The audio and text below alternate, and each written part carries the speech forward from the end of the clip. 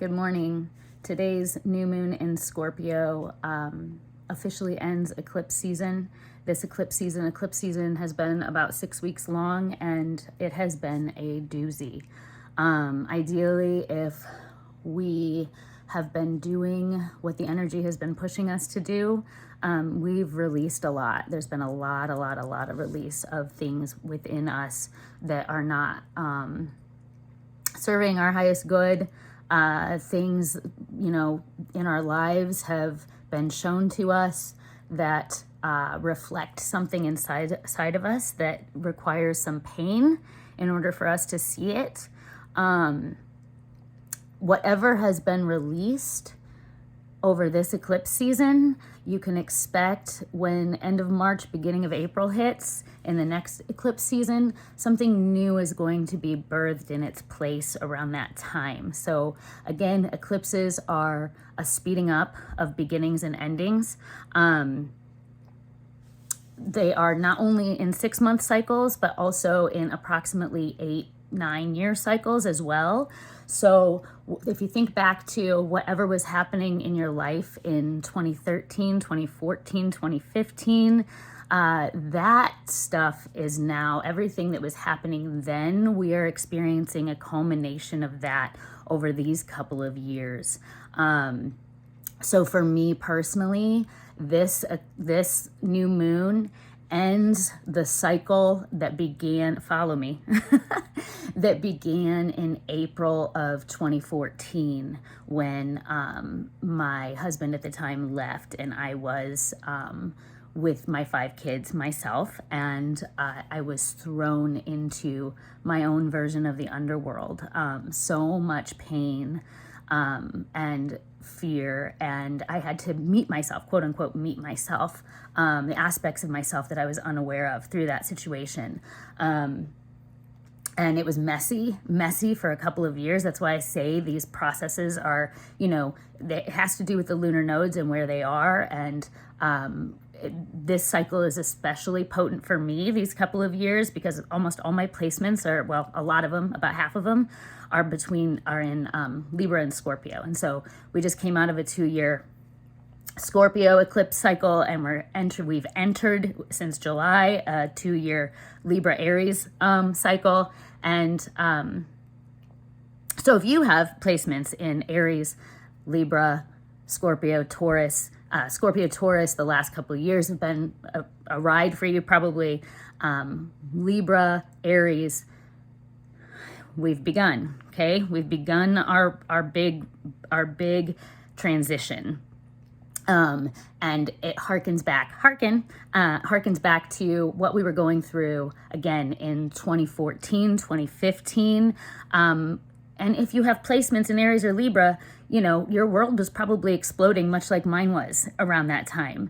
And I can speak for personal experience. When I got presented with that level of pain and fear and had to go down deep inside of myself, it was really, really messy, and I did not handle it well in many, many areas for quite a while.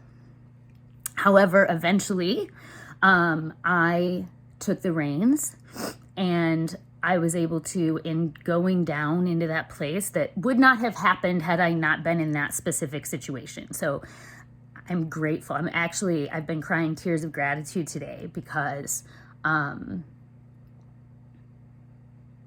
know myself so well now.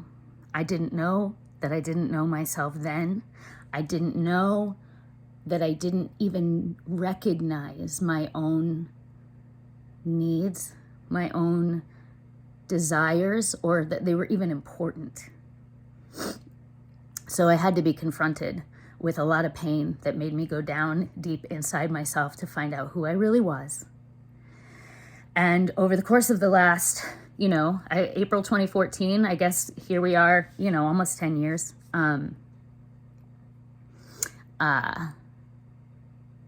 Away from that, I am nothing but grateful. Nothing but grateful. So if you are going through some serious crap, shit, 2014, 2015, this year and next year, you're going to see a culmination of that cycle. And it doesn't mean that the work is done. Far from it. There's always more. But I didn't know back then how to digest my experiences. I didn't know how to properly digest my experiences. And now I do. I still forget sometimes, but, I know that I still have another year and a half of, probably 2 years of some hard work, but this time I'm going into it with the script totally flipped from when it was then. And I know that no matter what comes my way, I'm not going to be a victim of it the way I was then, and a victim of my own and out of control, the way I was then. And so, yeah. So, Aries, Libra friends, now's the time.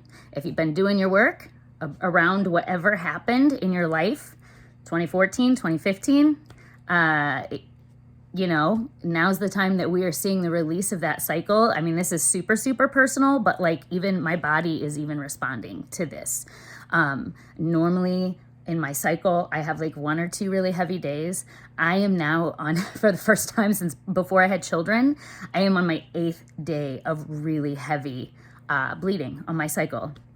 Sorry if that's TMI. No time like Scorpio season to talk about that. So anyway, and then, this last 6 weeks, I think we all can acknowledge that it's been a hell of a 6 weeks, both in the collective and for a lot of us personally. We've been pushed again to see the aspects of ourselves because of painful situations in our life that are not in alignment.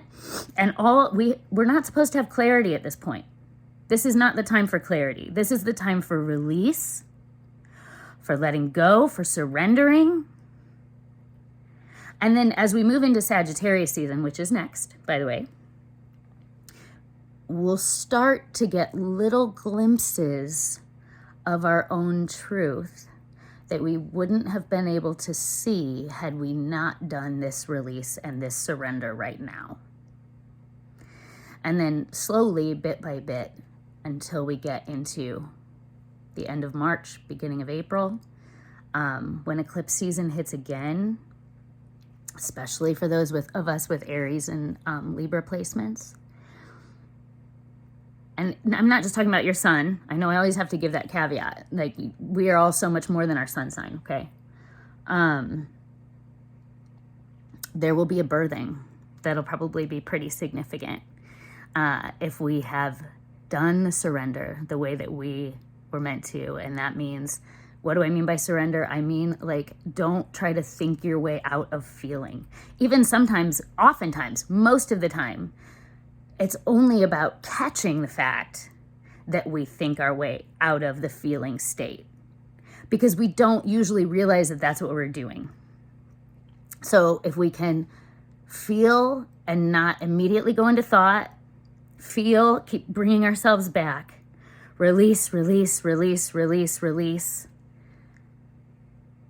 then there will be something that will be birthed in March and April.